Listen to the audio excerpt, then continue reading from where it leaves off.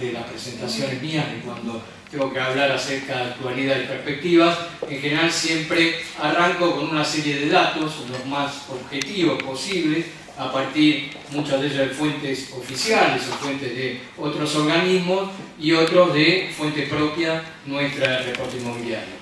Esto con el objetivo de después poder refrendar o no, o debatir a partir de datos concretos de esta realidad. Entonces, hoy, digamos, el objetivo es el mismo.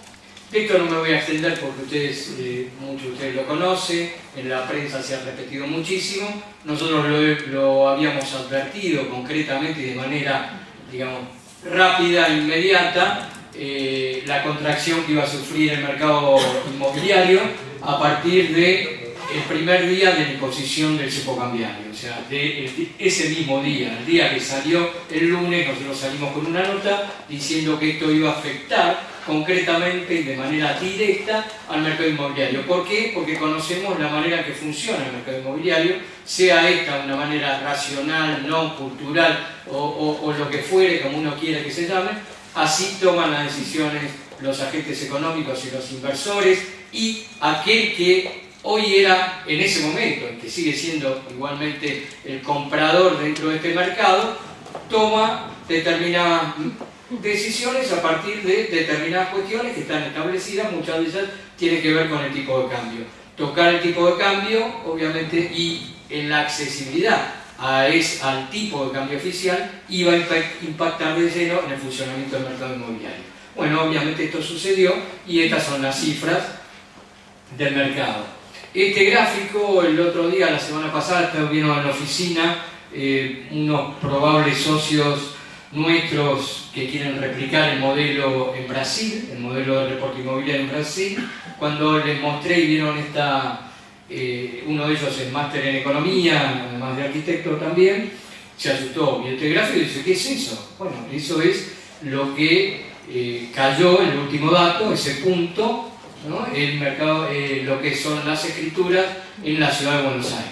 ¿Sí? Ese es un dato objetivo a partir de lo que los escribanos firman todos los meses. ¿Sí? O sea, acá no hay especulaciones de ningún tipo, a no ser que obviamente uno puede, desde luego, desconfiar de la fuente, que en este caso sería el colegio de escribanos. El escribano da fe, obviamente si desconfiamos de esa fuente no nos queda dar nada, ¿no? Así que, bueno, estas siguen siendo todas distintos gráficos, distintas series, ¿sí? Total de metros cuadrados de la construcción, solicitado por años en la ciudad de Buenos Aires. Y bueno, acá me voy a detener. Concretamente, el año pasado, como ustedes lo ven acá, fue uno de los años más bajos de esta serie que arranca en el 2000.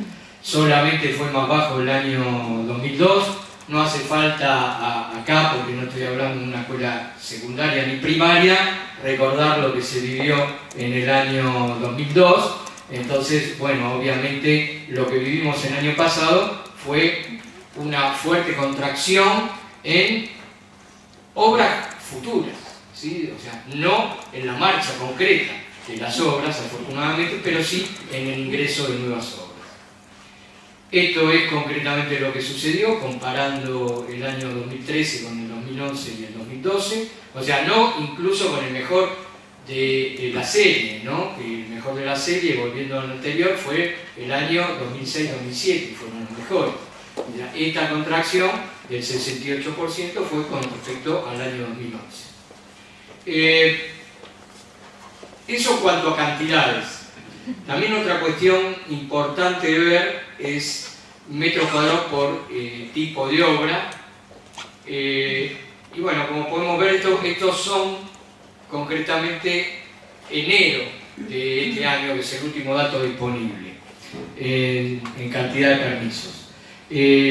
Como se ve, hay una mejora de lo que fue en enero del año pasado, que fue pésimo, pero obviamente está lejos de lo que fueron otros eneros, ¿no? Veremos cómo esto sigue hacia adelante. Esto nada más que como para tener una idea de lo que significa Buenos Aires dentro de lo que es la construcción en el país, ¿no? Comparativamente con otras dos ciudades importantes del interior, de las cuales también se habla y que tracciona mucho la actividad de la construcción. Pero si lo vemos, obviamente Buenos Aires, digamos, está en el orden de un 80-85% por encima de la cantidad de metros cuadrados de Córdoba y largamente por encima de lo que es Rosario, ¿no? Prácticamente triplica la cantidad de metros cuadrados. Siempre hablamos de, y obviamente sumadas las dos, no llegan incluso a superar la actividad o la construcción de la Ciudad de Buenos Aires. O sea que la Ciudad de Buenos Aires, si uno quiere, digamos, dinamizar lo que sería la actividad de la construcción, me parece que no debería dejarla de lado, ¿no? En cualquier acción en la cual uno, digamos, si quiere conseguir objetivos, digamos, de corto plazo, de mediano plazo, me parece que no debería dejarse de lado. Metros cuadrados aprobados por todo concepto, comparado, por ejemplo, también la Ciudad de Buenos Aires con municipios de los más populosos, ¿sí?, del conurbano, y digamos que tienen mucha actividad, La Matanza, Quilmes, San Isidro. Fíjense gráficamente lo que significa. Esta es una serie que tenemos desde el año 1935, que son datos oficiales del gobierno de la Ciudad de Buenos Aires. Bueno, obviamente este último año fue muy malo, como ustedes lo pueden ver ahí, y bueno, comparado con lo que es la media histórica, que está en el orden de los 2.200.000 metros cuadrados, estuvo solamente 770.000.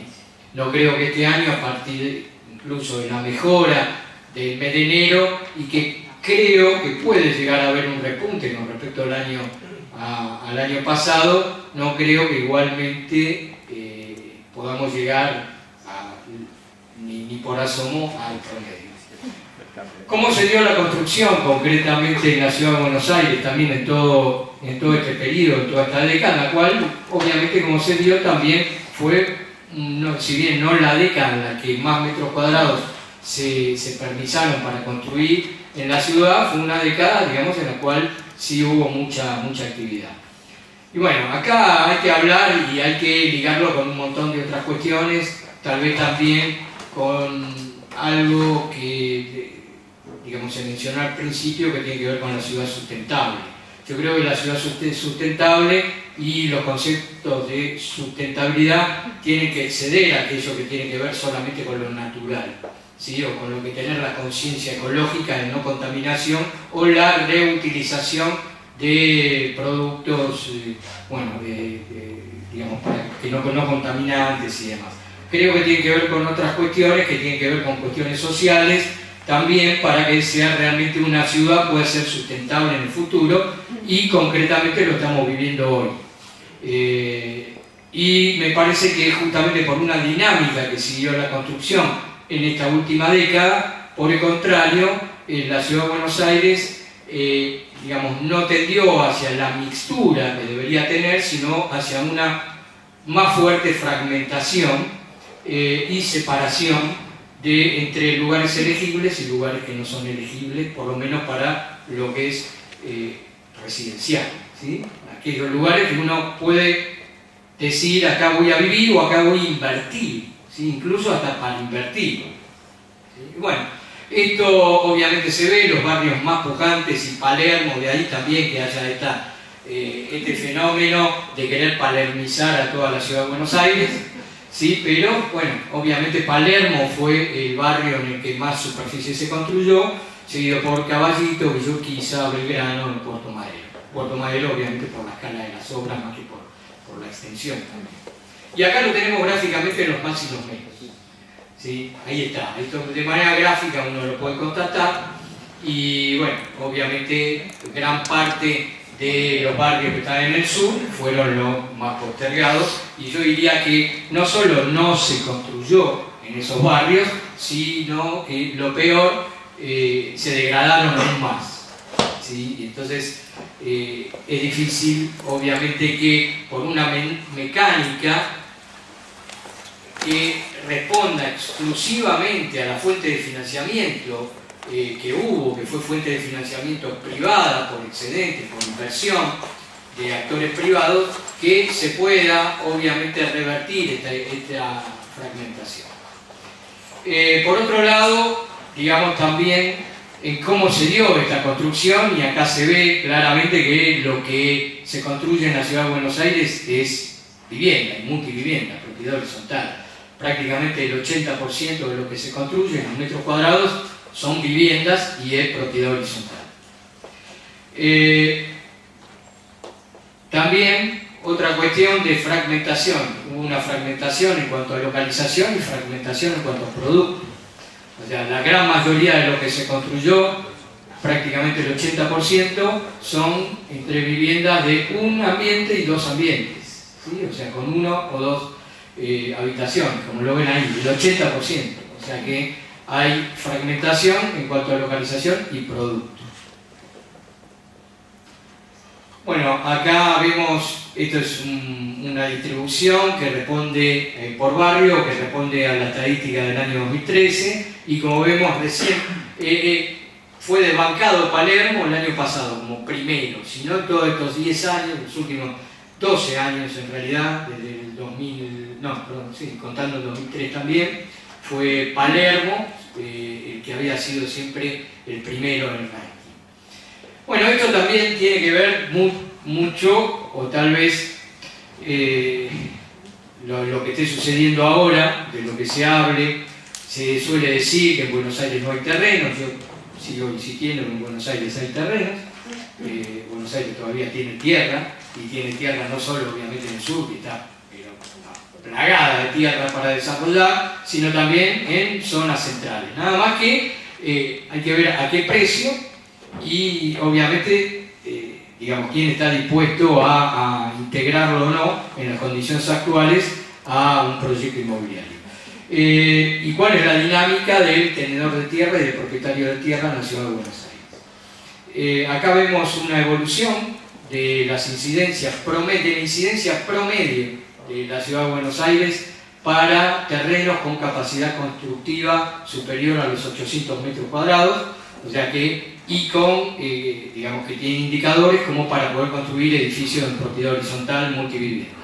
O sea que son aquellos que se buscan para seguir a la dinámica de construcción que se tuvo durante esta última década. O sea, lo que pueden ver, en base a nuestro último relevamiento, que fue del mes de febrero, de precios de terrenos, es que los precios siguen firmes, a pesar de todo lo que sucedió en materia cambiaria, retracción, contracción, caída de la demanda. El vendedor no está dispuesto a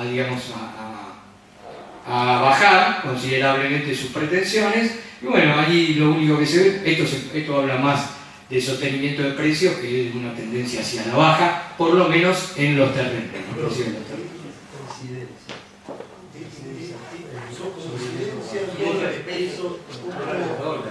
Esto es dólares, ¿sí?, por metro cuadrado, la incidencia.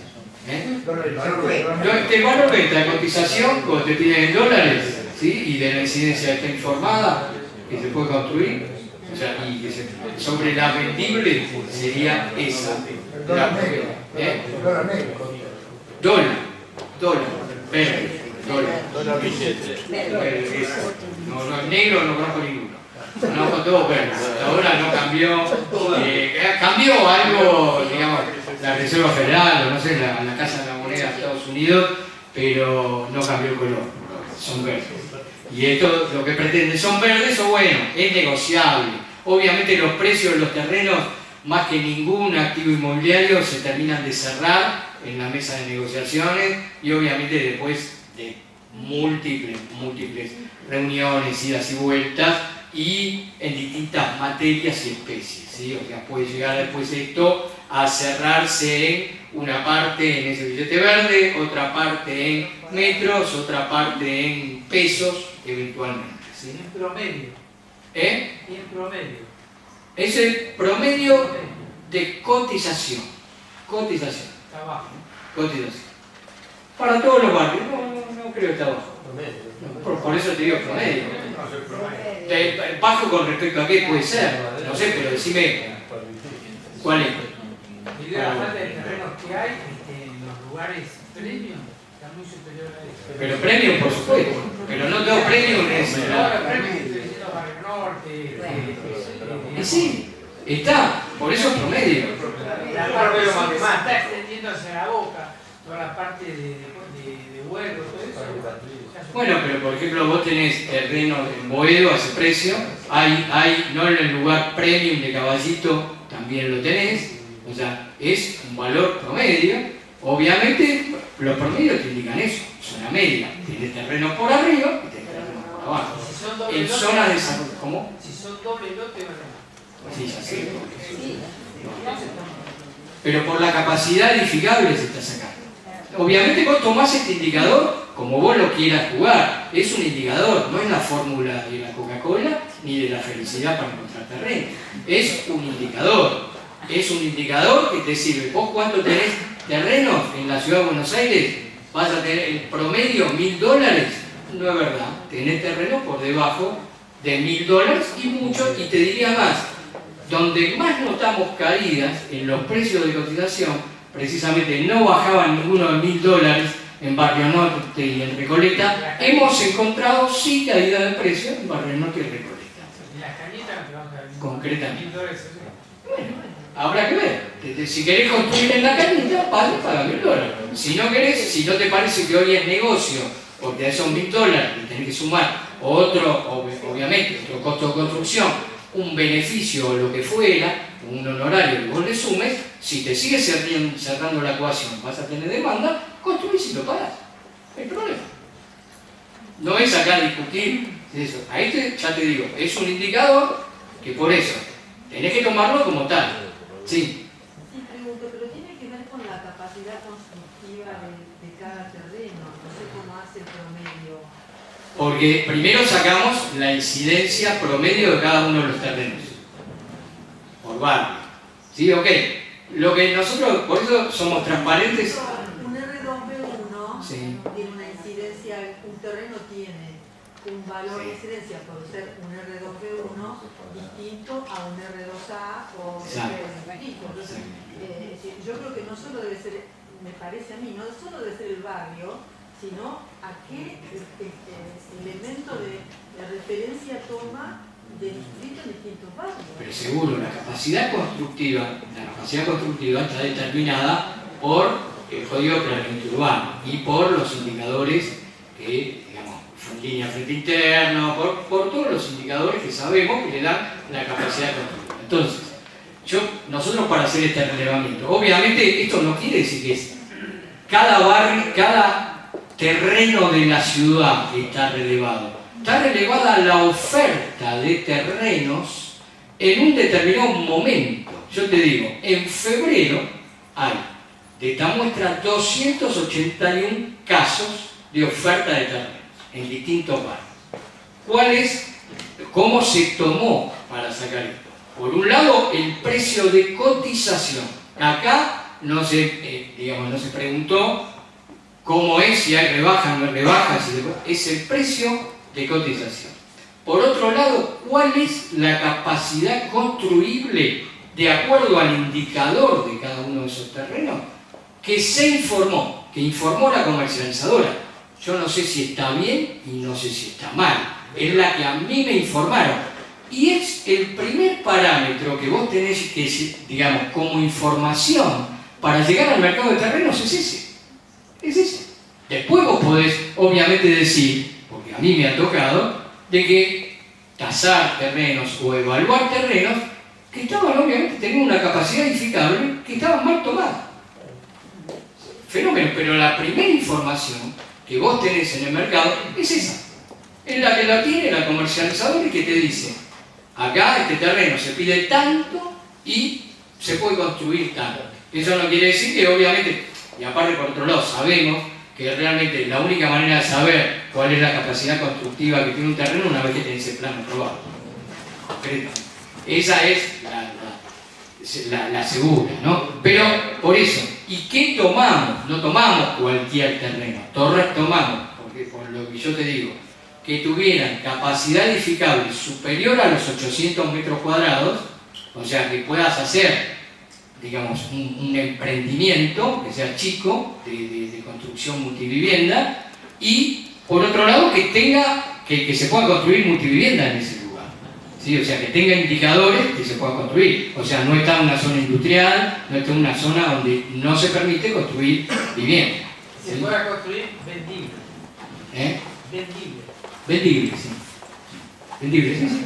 Conozco, bueno, sí, está bien. Ponele vendible. O sea, por eso te digo, yo digamos, entiendo, lo ideal sería que conociéramos, y ojo, se puede saber que hay herramientas, y eso se puede hacer. Hay que conseguir justamente también, como en muchos casos, el financiamiento para poder hacerlo. Hoy se está en condiciones, si vos querés poner un precio de mercado a cada uno de los terrenos de la ciudad de Buenos Aires, hacerlo tranquilamente. Porque vos podés saber de cada terreno la capacidad edificable que tiene. Lo podés hacer. Y con todas las herramientas lo podés hacer. Y si sabés los precios de mercado, obviamente que surgen a partir de metodologías de tasación, también se lo puede poner. Digo, ¿por qué no lo hace nadie? ¿Por qué no lo hace? Se puede hacer. Si querés lo hacemos juntos. Vos no financiás, yo lo. Te invito. Si querés lo hacemos. Y ahí llegamos al valor de mercado que debería tener cada uno de los terrenos con la capacidad edificable exacta de indicadores porque le corresponde a cada uno de los terrenos. No sé. Pero cada profesional lo estudia el terreno y lo Exacto. estudia con el código. Exacto. No se limita a la información que le da el vendedor. El vendedor dice quiero tanto y agarra, mira las inmobiliarias, fue tanto, punto. Pero no sabe después lo que es un perímetro semilibre, perímetro libre, no tiene la más remota idea. Son los que hacen que los precios vayan por todo el lado. Por eso, entonces, pero cuando nosotros, los profesionales, tenemos que ir a evaluar un terreno, tenemos que agarrar el código, sentarnos y evaluar cada una de las posibilidades para poder sacar el precio. sí. Bueno, pero justamente ahí están las cuestiones y las discusiones. Yo eso lo conozco, yo soy arquitecto también. Bueno, y obviamente sé cómo se tasa también, incluso, no sé si como escuchaste en otras oportunidades, no quiero que esto se convierta en un debate, mucho menos, ¿cómo recomiendo que se debe tasar un terreno? O sea, ¿cómo recomiendo que se debe tasar? No, por el código solo no, por el código y por mercado.